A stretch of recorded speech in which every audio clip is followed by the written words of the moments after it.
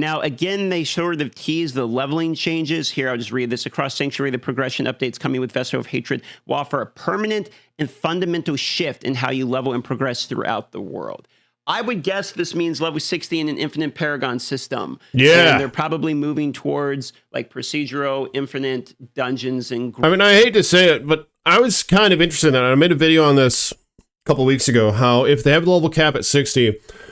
what if they have an infinite Paragon system? But the problem is, I don't think it should be leveling based on the difficulty. Like, say, the more deep you go in the pit, the more experience you get.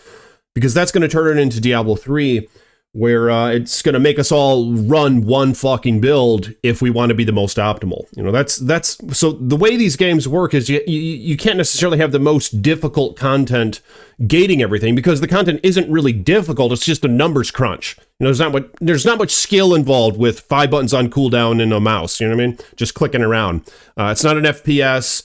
It's not a game that requires a lot of dexterity and timing. So, but Infinite Paragon, the reason it would be better than Diablo 3's Paragon is because Diablo 3's Paragon is boring.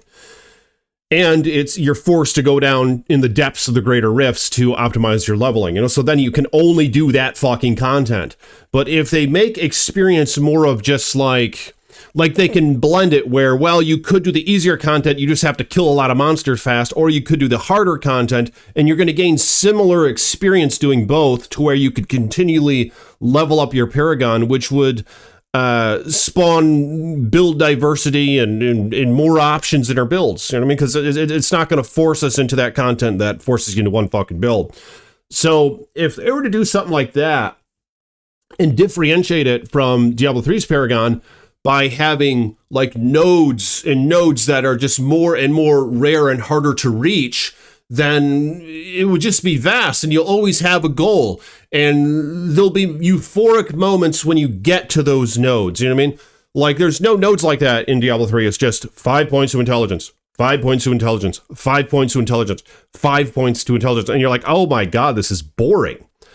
But what if they'd had something like, well, you're going to zap lightning out of your eyes every 10 seconds, or a hydra's going to spawn by you every 100 enemy kills, or something like that. You know what I mean? If they were to add more interesting things, then you would have goals to strive for in your leveling, and you would always feel like you're progressing. So it's kind of like the item depth thing that we get in Diablo 2, where there's a lot of stuff that you just never find. But the point is having more and more and more of it available that you potentially could find that keeps this game interesting. So if they were to implement that into the Paragon and have just nearly infinite things that you could grasp, but measure it out to where no one's ever going to fully max it out in a season, even if they're playing like 24/7, because that would enable the prospect of always gaining as you're playing the season. You know what I mean? And I know a lot of people don't like that. A lot of people are like, no, Iceman, we just want to be handed everything. I want my character to have access to all the skills. I want it all to be maxed out. I want to find all the fucking items. But this is a treasure hunting game, basically. And what's the point in the treasure hunt if you find all the fucking treasure? And the point is that there's always treasure to be found. And in this case, there'll always be more power to be gained. You know, the point is ascension in these games. You got to always be ascending. And if you just get there, what you would maybe argue against this in that you're saying, well, Iceman, I want to have everything. I want my character to have all the skills. I want my character to have all the gear, just all topped out. You're not ascending anymore. You know, you're done ascending, and then the fucking chase is over. It's just done. You're finished. And then you go play another game. No, we have to continually be ascending. And that's why there has to be always these things that you could get. You know, if you play more, you're going to go up, you're going to build up to that node up there, and then the node way over there. And it's going to reward those who put time in. You know, and I think that would be interesting. If you reward those who bust their ass and put time in. I mean, that's how it's always been in games. You're like, wow, this motherfucker's a dork. He must play a lot because look at all the shit that he has. You know what I mean? It gives you that prestige and all that. But that's how it should be. And I wonder if that's what they're going to do. Give me a hell yeah in the comments below if you guys want to see that. And because I would love to see that in this game.